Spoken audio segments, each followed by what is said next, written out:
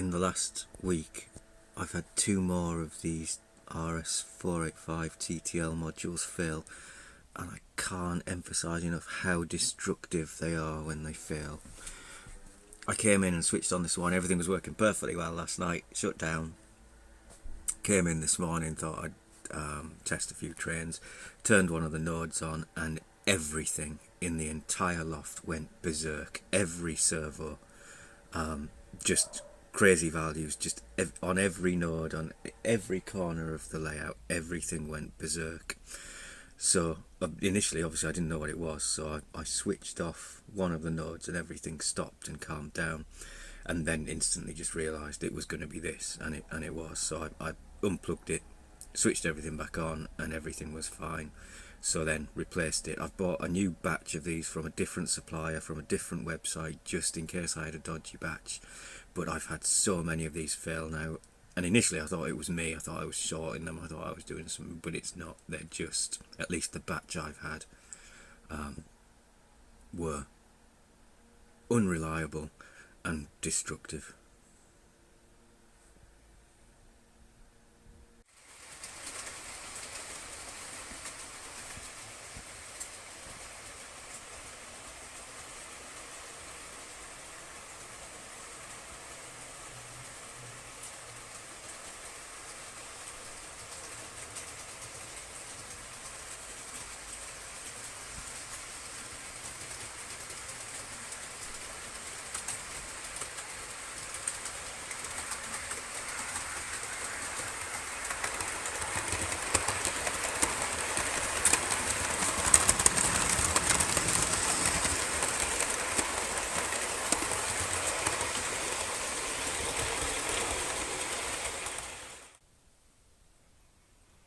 I have an issue under here somewhere, unfortunately.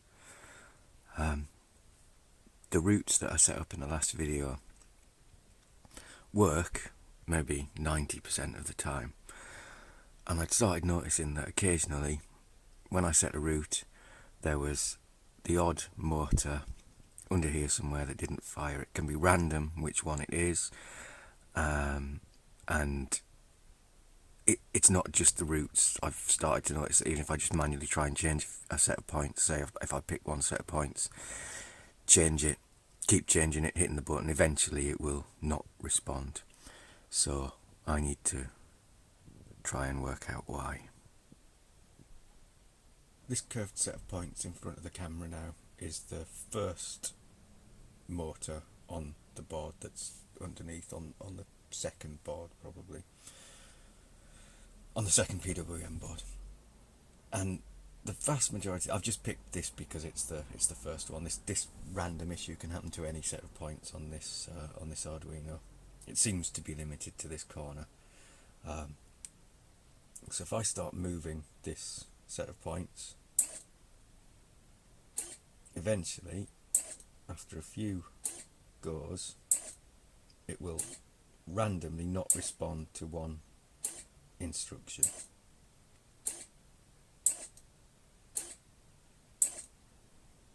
There. So the JMRI now thinks that set of points is closed, but it's obviously open, so it hasn't responded to an instruction. I need to establish, first of all, whether the Arduino underneath there, for a failed points move, or a failed motor move, I need to establish whether the Arduino is receiving the message to change the points, because that sort of splits my problem in half. If I know the Arduino is receiving the message to change the points, then I know it's a connection, it's a motor, it's something like that. I suspect it isn't for a number of reasons. First of all, it can randomly happen to any of the 9 sets of points on this board. And secondly, the relay doesn't move either. If it was a problem with the motor and the motor wasn't firing, the relay would still click. I'd hear the relay click, but nothing's happening. So I suspect, for whatever reason, when these points randomly fail to move, the Arduino doesn't know about it. And the way I'm going to try and prove that is using the trace, the serial connection on the Arduino. Because the Arduino uses RS485 for its CMRI communication, it leaves its serial bus free, which means I can put debug information in the script and have it output to a serial window, and that's what's happening on this laptop at the minute. This serial window is purely outputting what the Arduino thinks the state of that first set of points is, the first set of points on the second board. So at the moment it's outputting that it thinks the status should be 0, and if I change that set of points, so 0 must be, for this one, 0 must be closed and 1 will be thrown. So if I go and find it in my list and go to throw it, there's a reaction in the log that went through quickly, but I'll try and go back and pause it. But there was a reaction, and now this output is saying the status should be 1. So I can see that the Arduino received the message, or at least found out that the status of the point had changed, and then it changed the point, which is what it should have done. So I'm now going to keep going and see if I can get to a point where the point doesn't throw. So every time I change it, I can see the status is changing, and there's a bit of debug text goes through the window.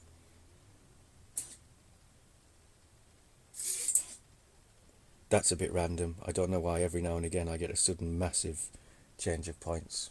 So there must be a data, a communication error. And again, it's switched them all back again because it's realised it shouldn't have switched them all in the first place. We're now back onto just this one.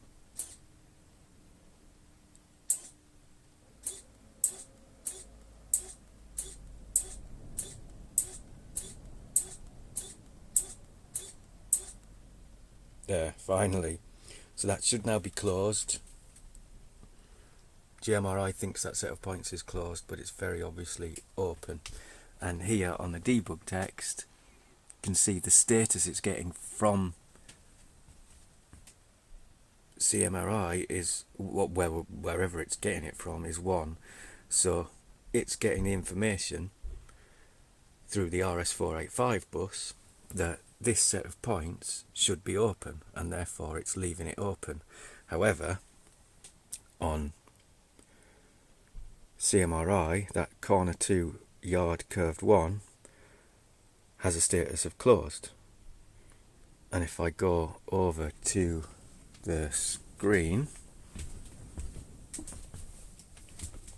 again, over here it's this set of points here, and it's black, which means again JMRI thinks that this set of points is closed. So somewhere in the communication between JMRI, CMRI, the RS485 bus and the Arduino, the message is wrong. But what I don't understand, if I go back along here to the laptop, is this text is scrolling through really quickly, and every time a new line, so even if I clear this output, every time, in fact no I won't, because I'm going to scroll up and find some of the other debug stuff, but it's scrolling through incredibly quickly, and every time a new line is added to this output, it's checking with CMRI through the RS485 bus to see what the status of that set of points should be.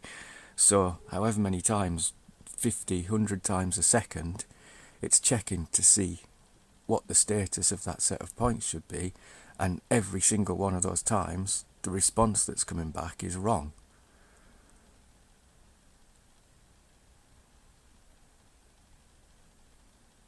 And I've no idea why.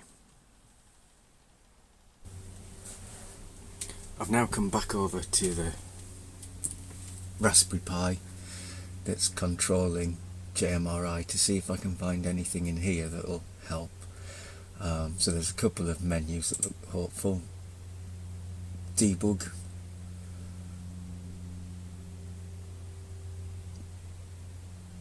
There's very probably some useful stuff in there. I can ignore the sprog because that's purely about DCC and track power.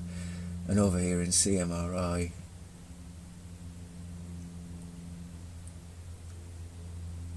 let's have a look.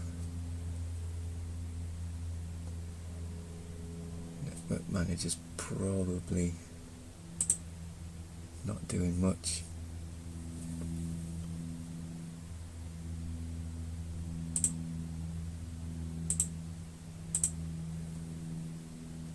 Let's see if anything happens here, so I'm going to try and change those points again. The same set, I should hear them from here if they go. Right, well immediately I hit that to throw on and I can see a message there. I didn't hear anything from over the other end. Ah, that was because it was changing it back to the value it was already at, because it had already failed.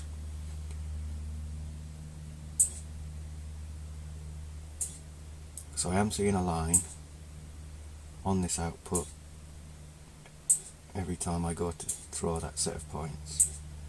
So I need to keep going with this now until it fails again, and see if I get one of these lines on the output when it fails.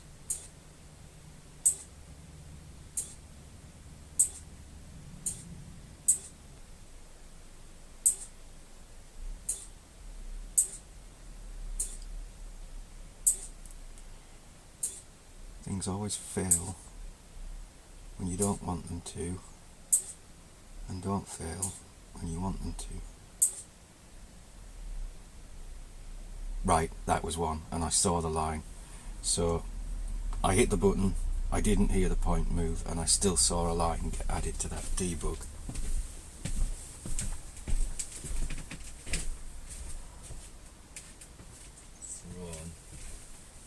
The set of points over there is thrown. On my tablet, yard 2 curved 1 should be corner 2 yard curved 1 should be closed, but the set of points is thrown, and I saw a line at the bottom of this output get added even though the thing didn't move. So it's saying it transmitted something. I didn't realise that CMRI was actually responding to a points move. I thought what was happening was CMRI just sat there and waited to be pulled by the different nodes on the network. So each of the nodes is aware of its sets of points, and it just goes through that loop in the code of requesting, doing the CMRI get bit for each of the sets of points it's aware of, and then responding to the value it gets back. But that process doesn't suggest that the CMRI server, if you like, on the Raspberry Pi is ever voluntarily sending anything. It's only responding to requests. So if this output log is saying it's transmitting something each time a set of points changes, what I now need to find out is what it's transmitting and where it's transmitting it to. I must admit I'm kind of a bit lost with the whole RS485 thing now, in that I need to research it more. I think I don't understand what happens when CMRI reacts to an event in JMRI and it says it's transmitting something. I need to understand what it is it's transmitting, because like I said before, I thought it wasn't CMRI that pushed data out. I thought it was the nodes, the Arduino nodes, that pulled data in. So if there is some kind of middle hardware somewhere, whether it's this the USB RS485, which I've incidentally swapped because I've got a few spares, so that blue one's the one that I was using. I've pulled that out and put the black one in, and I've also separated the pink and purple wires there, the RS485 data cables. They were kind of wrapped around, because they were all coming through the same place, they were wrapped around a load of them, so I've separated them out, put them on a USB extension just to keep them away from all the other wires. That doesn't seem to have made any difference because I'm still getting the same interim issues that I was getting before. And over in the trouble corner, I've swapped out yet another TTL module. That's a new one down there, and that's from a new batch as well, which may make a difference. I know that the first batch that I bought, which this is from, were all the ones that were setting themselves on fire and blowing up and flooding not only the data, but I think they balked 2 Arduinos as well. So just to be on the safe side, this one seemed to be working. It wasn't overheating, but I've swapped it out anyway. I've done a few tests, and since I swapped it out, I haven't seen the issue, but obviously I need to test it a whole lot more before I even remotely believe that it's fixed. The only real theory I've got is the problem suddenly, I think when it really occurred, it was a lot worse than it is now. There was a lot less response, and almost every time you went to change a set of points, it didn't respond. I don't know why it suddenly started doing that, because it was working when I first set it all up. I did try a few things. I increased the baud rate, the communication rate across the RS485 network. It was on 9600. I just increased it one, because I don't think it is the baud rate, because the lower the baud rate, the more chance you've got of decent quality data. And it wasn't that they were responding slowly, it was just that they weren't responding at all. But I jumped it up to 19200 anyway, which has worked but hasn't made any difference. I also installed the latest version of JMRI in case it was some kind of a bug on there, so I'm up to JMRI version 5 now on the Raspberry Pi, which hasn't made a difference. The only theory I've got, because I did manage to improve it, I'd been a bit lazy with this corner, in that I'd previously tried, and I've mentioned it in other videos, to run a 5-volt bus cable under the whole of the layout, and have everything, all of these PCA 9685 boards running off that 5-volt power supply, and also then obviously feeding everything else like the relays and the servo motors and the TTL modules. That was very unsuccessful and led to all kinds of problems, so I quickly reverted to each corner, each Arduino panel having its own 5-volt power supply.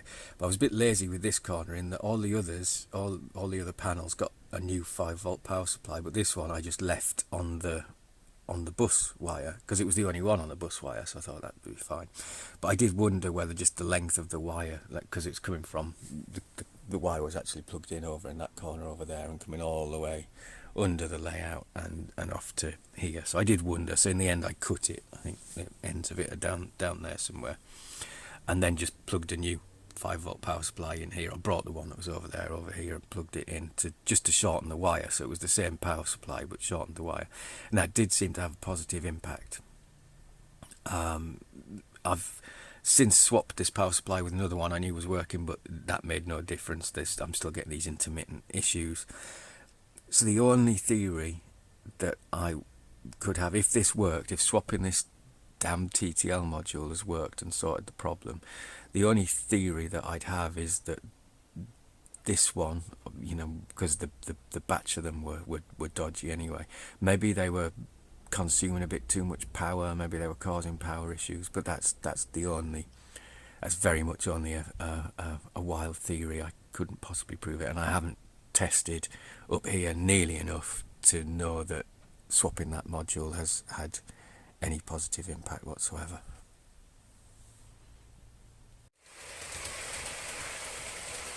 Now, I did think I'd made some progress here. I googled these TTL modules, and I sort of, in the back of my mind, I think I'd read somewhere that they come from the factory with resistors that act as terminators on the network. I guess it's kind of easier to do it that way because it's easier to remove a resistor than to add one. So actually, for every TTL module that's on a node that's in the middle of the network, it needs to have these 3 resistors removed, or you're risking corrupting and losing data. So I have removed these 3 resistors for every node on the network except the one at the very end down here. I'll have to do a little bit of walking to demonstrate this. So this is the last node on the network, and this still has its resistors intact. The network starts with the master, which is the USB dongle there, so that I'm guessing probably has resistors in there or doesn't need them. But the first Arduino on the network with a TTY adapter is here. This needs them removed. The next one is over in that corner there. That needs them removed. And then it's a 3-node network, or 3 Arduino network. So that's the last one, and that still has them intact. Having said that, it hasn't made any difference. I thought it had for a long time. I really thought it had. It worked after I removed those resistors. It worked perfectly for maybe 15-20 minutes, but it's now reverted again to losing data and corrupt data. So I switched it all off, gave it a rest, and turned it all on so that everything came on with the new config, rather than, because what I'd done with the jumpers, the resistors, was I'd just turned local nodes off, switched everything, and then turned it back on again and left everything else running. So this time I thought I'd shut everything down, start it all up in the new config, and see if it's any better.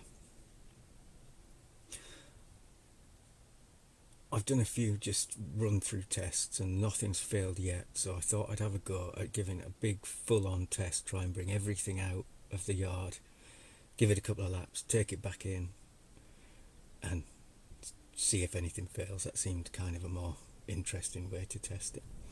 So I'll start with this, I'll go with the blue-grey intercity down at the bottom, which is line 1.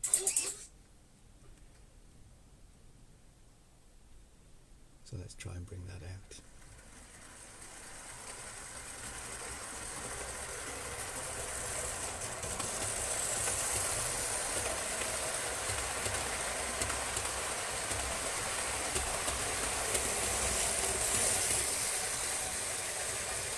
And there was nothing else parked on that line, so I'm going to let it go around and come down that one again.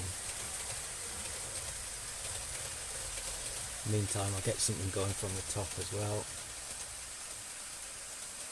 So let's go for the JMRI, which is it's under the canopy thing.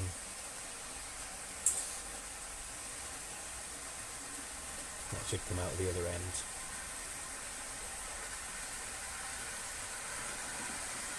See something moving.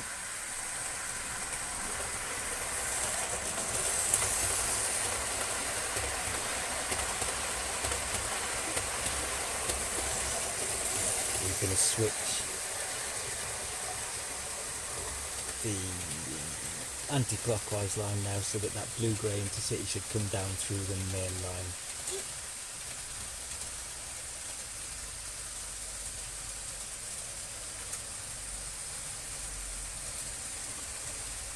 And I'm going to switch the clockwise line so that the GNER goes down its main line too, which is the far left track.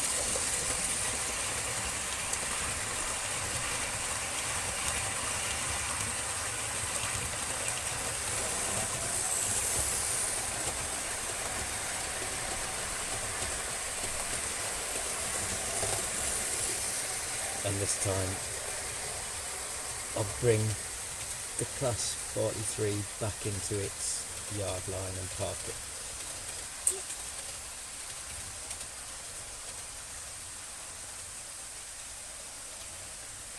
In fact, since I've got time, I'll do the same with the class 91 as well.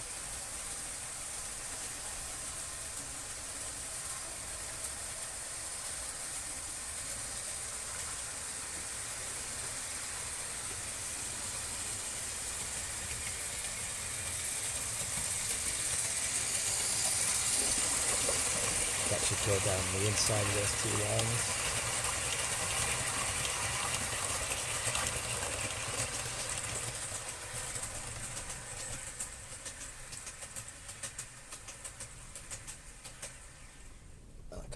so I'll just stop it there. Right, let's go for line 3 on the inside one, so that's the one with the class 156 on it. That one. See if that one comes out.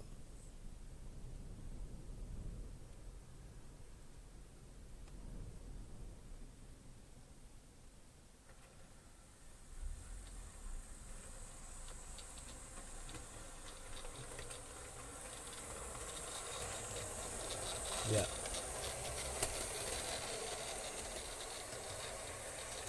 And there's something else on that line, so I need to straight away now switch to the main bypass line. Jeez, that one. And on the other line, let's bring the Swallow class 43 out, which is line 3.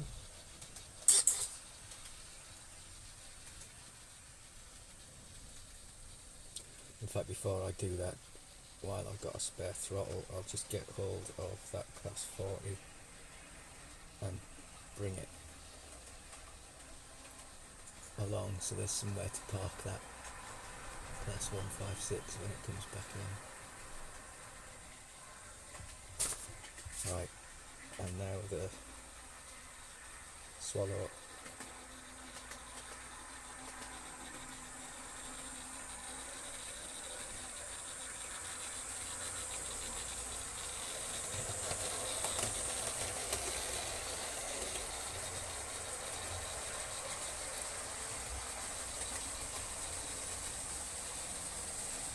We got, and I need to immediately open it up to go down the bypass line, and then same as before, I'll just move that class 101 along.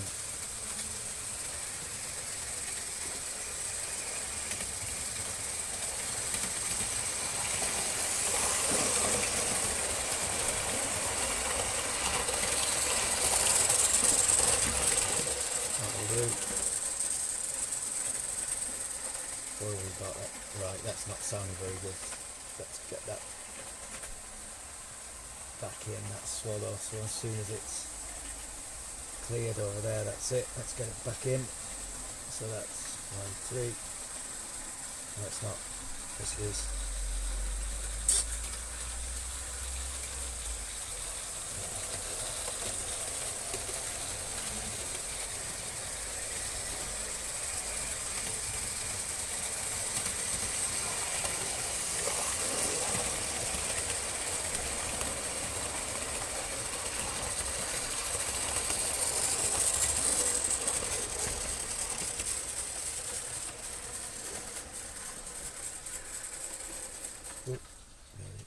Watching the other one. So let's try and sneak that line 3 on the AC. Let's try and sneak that Super Sprinter back in as well. Speed it up a bit. That should come in, line 3 should come in behind the Swallow class 91, I think.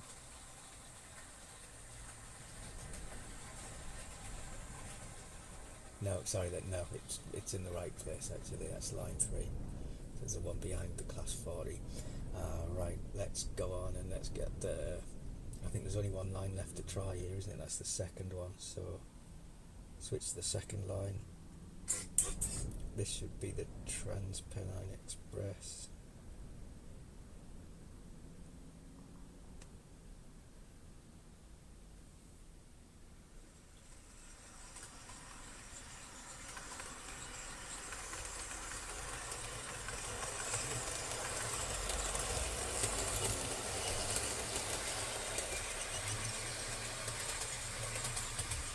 Now that's running, I need to set it to the main line so that it doesn't come back into the yard, and I then need to move that APT along again so it's got somewhere to park.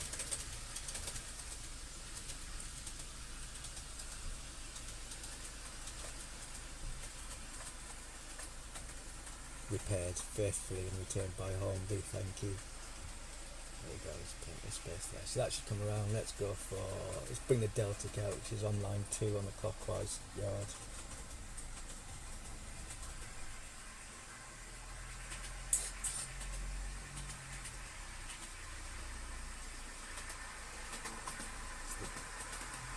automatic.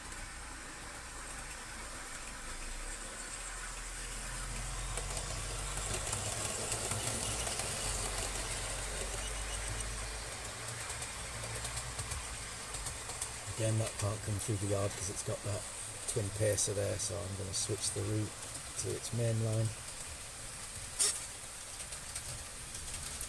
and then shift the twin pacer up as well.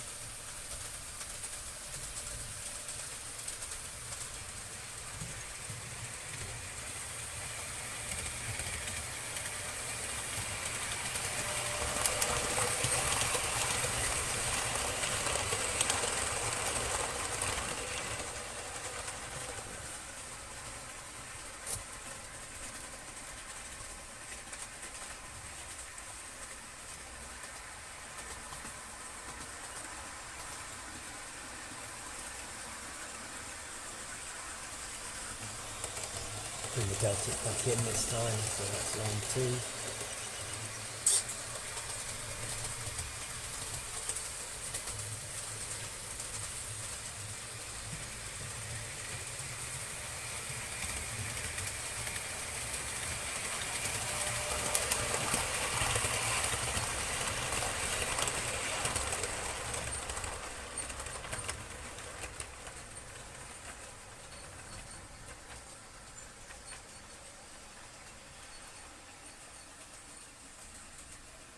Excellent. I think there's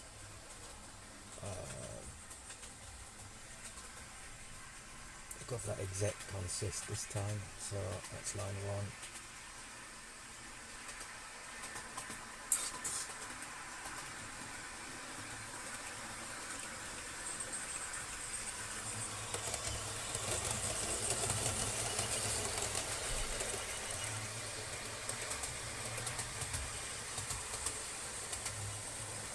And there's nothing parked behind that one, so I'll bring it through on this line first time round just to make sure everything on this side got set properly.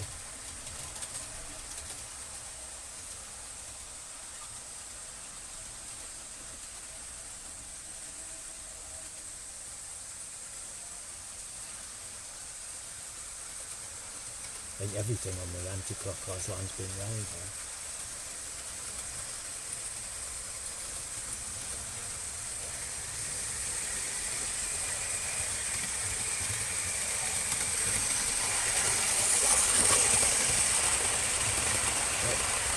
Got a bit of a consistency, I'll try and fix that when it comes round, but still going in the right direction. Don't fancy these Mark IIIs making it round that S-bend though, being pushed like that.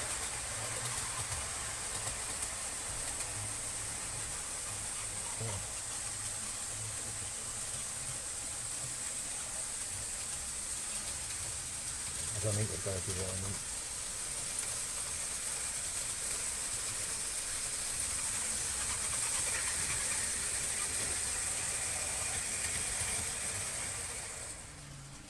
This up as it comes past, and park it so it doesn't do it again. So that's in fact no, because I haven't given it a run. Switch there, send it back on its way.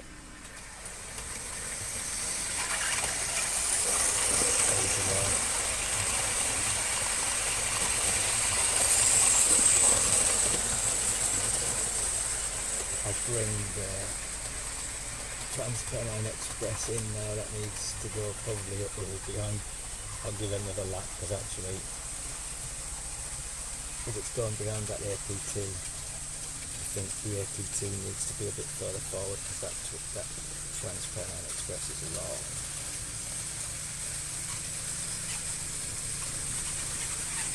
There we go. Give that another lap to do it next time. This squeaking transport can come in next time as well.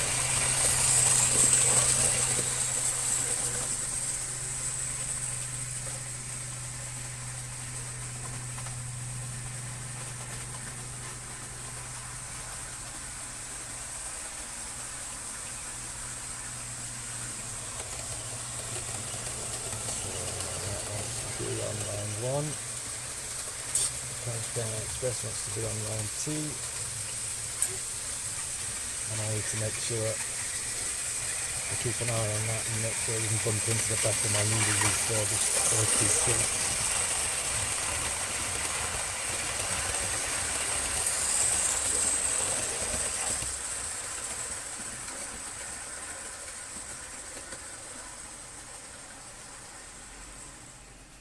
Good. And here comes class 159, is it? This should park up very close, nose to nose with the APT. There we go, and I think there's only one left now to try. There's a Swallow class 47 hidden under those boards somewhere, so let's set it to that line, I think.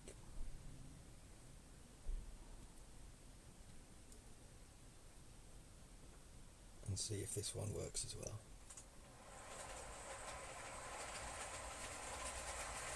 Just made it out.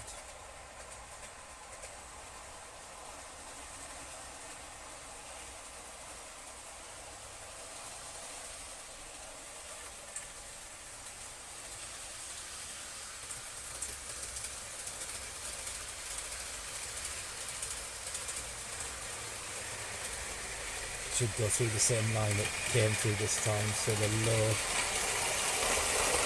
underboard one, that's the one.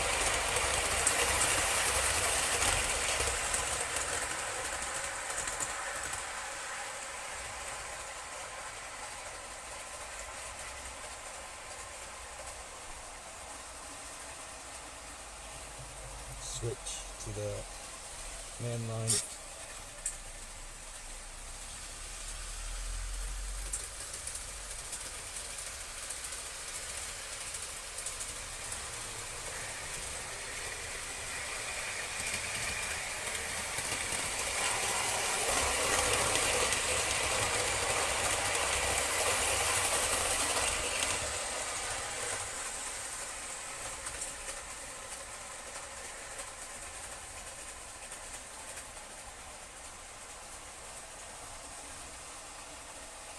And this time bring it back into its bay to park it, and if these change, that's an entire cycle of every line works.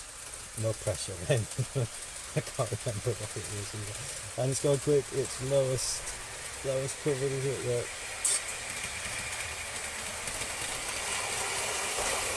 Slow it down because I put it up. No, that's not.